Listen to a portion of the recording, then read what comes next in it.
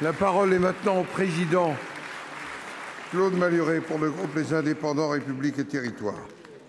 Monsieur le Premier ministre, ma formule dans le débat d'hier sur la France en marche arrière et les Français en marche à pied visait bien sûr ceux qui, depuis plus d'un mois, paralysent le pays. Chaque jour qui passe démontre à quel point ceux qui prétendent défendre les Français et le service public se moquent des obligations et de la réputation du service public et de la détresse des Français, surtout les plus fragiles. Au moment où, dans le calme, nos voisins européens ont tiré les conséquences de l'allongement de la vie en reculant l'âge de la retraite, en France, les démagogues d'extrême droite et d'extrême gauche proposent la retraite à 60 ans. Pour eux, l'argent public, c'est tous les chakras ouverts, tout le monde peut se servir.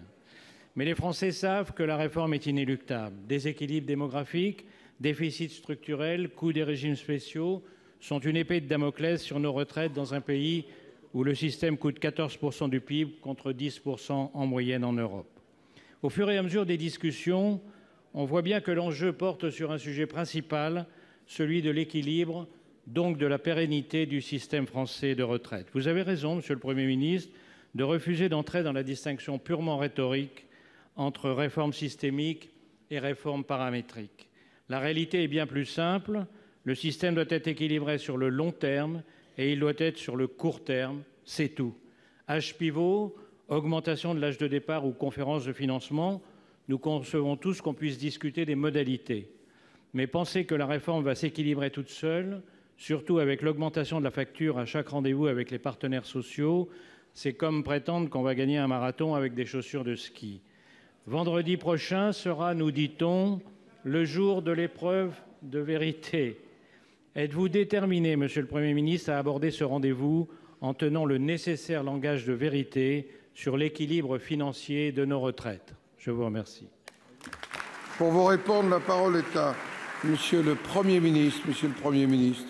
Monsieur le Président, Mesdames et Messieurs les sénateurs, Monsieur le Président Malhuret, permettez-moi, avant de répondre à la question que vous venez de poser, de saluer et de souhaiter à tous les membres du Sénat une excellente année 2020. Monsieur le Président Malhuret, je serais tenté de répondre à la question que vous posez par une réponse courte, simple et nette, oui. Mais vous me diriez à juste titre que ce serait un peu court, jeune homme. Et donc je voudrais en dire un peu plus. Oui, la question de l'équilibre de nos systèmes de retraite est une question légitime et est une exigence que nous devons poser. Oui, bien entendu. Car notre système actuel, avec ses 42 régimes, est un système fondé, et c'est heureux, sur la répartition, c'est-à-dire sur la solidarité entre les générations, les actifs payent pour les retraités, et sur la solidarité entre les professions, ou plus exactement à l'intérieur d'un régime, et parfois avec d'autres régimes, nous le savons.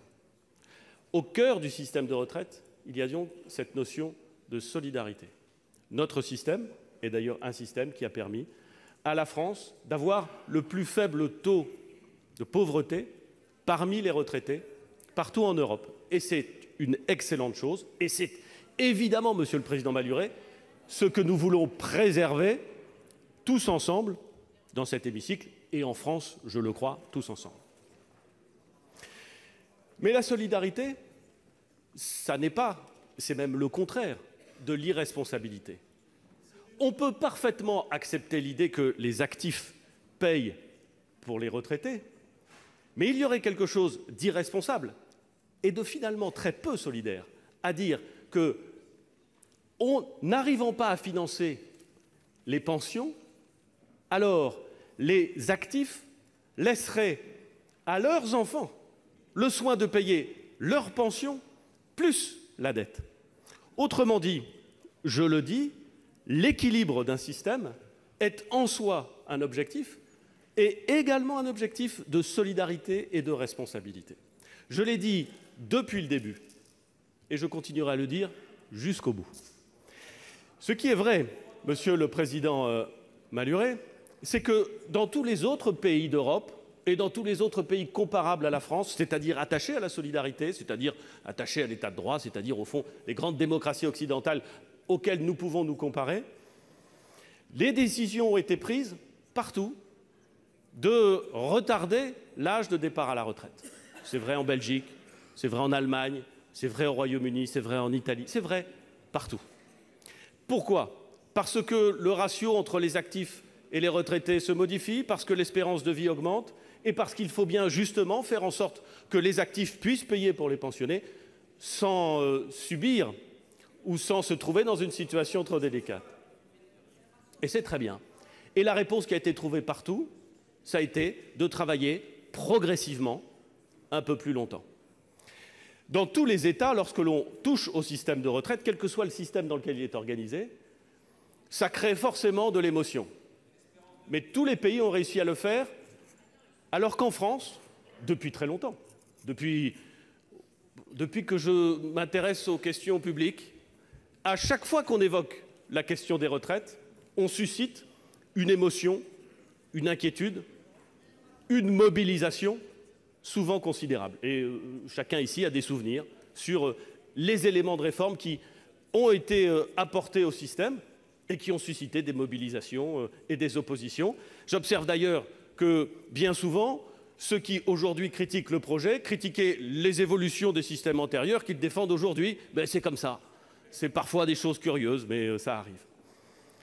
Notre objectif, Monsieur le Président Malhuret, c'est de créer un système universel. Universel, équitable et responsable.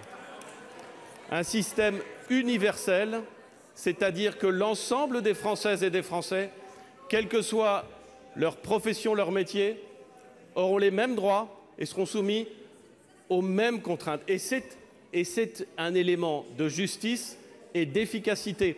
C'est même un élément d'adaptation au monde tel qu'il se transforme. Car de plus en plus, les carrières professionnelles sont variées et diverses. Telle personne qui un jour est fonctionnaire devient salarié, puis ensuite indépendant.